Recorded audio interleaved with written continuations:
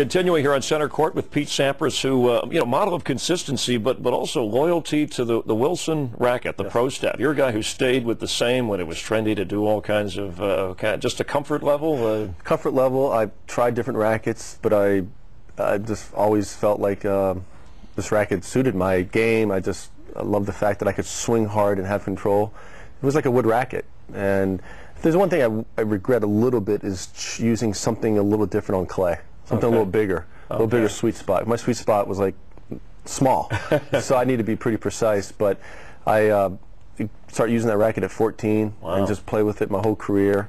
And it's true that I think there was a factory closing, and you were like, "Hey, I got to get all the inventory I can." Really? They built them in St. Vincent, and I said I need all those rackets, and they sent them to Chicago, and they just had a couple hundred there for me, and I've been asked to change rackets for more money, and it wasn't worth it to me, and I just agreed with me. Mentally, I didn't want to change it in my head to, you get stuck with one thing. You just want to, if it's doing well, you want to stick with it. Right, great loyalty to the sport, and now a married man, recently a married man, and you talked about how maybe that had an effect on your game. How were you able to separate that in your life?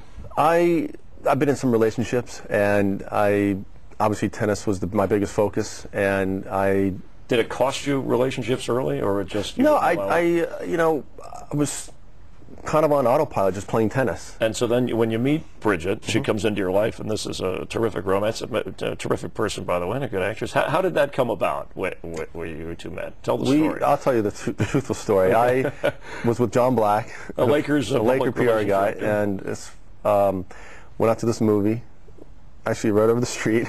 Was the movie Love Stinks? Love Stinks. Okay. And so we went in there and saw the movie, and I said, to see this girl, and wow, she's a good-looking girl, and so it got my attention. And so walking out, I said, John, tell you what, you give me that girl's number. I'll, I kind of jokingly said, God, you see if you can get her number. I really joked, because I would never ever. I just would never do that. Yeah, how does the Laker PR guy have numbers of actresses? Well, it's John Black. Oh, that's right. He has everybody's number. So I jokingly said it, but there's a little hint of seriousness there. I mean, but I was totally out of my character. I said it, and so he called me the next day. I'll never forget. I was in my pool, and I picked up the phone. And he goes, "I got her number," and I just immediately, "You did what?"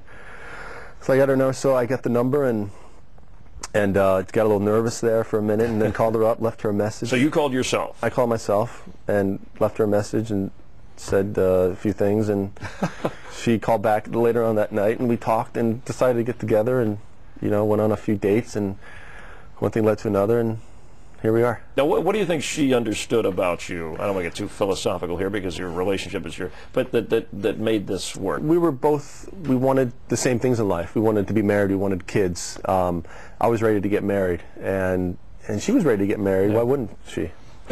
So you're such a personality. Such a personality. No, but two career people, that could be a difficult thing. It could be a difficult thing, but we talked about it, and she pretty much put her career aside to travel with me and to kind of be there for me. She knew the way that I was, and we talked about it. So, I'm very focused and driven, and this is kind of my priority, and she knew that. She wanted to be a part of my tennis. That's kind of made me kind of who I am today. Yeah, and I hope if this isn't too personal, there was a note she wrote you in the summer of 2002 that if you could just sum up what that meant and how that helped you. I was going through a hard time, just with my coaching stuff. I wasn't playing well. I was just a lot of instability, and and one thing I've mentioned a lot is I like stability. I don't like to change a lot of things, and so she wrote me this letter, really nice letter, just to kind of remind me who I am, remind me where I am, and I was struggling in the match, and I brought it out, and I read it just to kind of think about something else,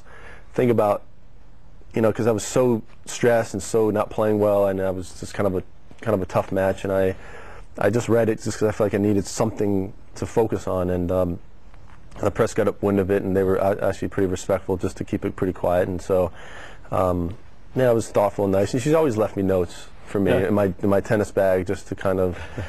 You ever leave her notes? Yeah. Oh, good. Okay. They'll leave her notes, and that's what marriage is all about. Is that's right. You do things like that. It's a little give and take. Now, since your career, is she back active? I know you have the child, but she in acting, she's trying, but like I said, she didn't do much for a couple of years because she went with me, and I think it's been a struggle for her being a mother and acting. She's been offered to do some TV stuff or 1 hour stuff, and that's a full-time grind. That she loves being a mother, and she won't compromise that. She wants to work again, but it's got to be kind of on her terms, which is obviously very tough in this business. All right, simple enough. We'll be back to wrap things up with Pete Sampras. If he were in charge of tennis, what would he do? That and other roundup questions when we come back.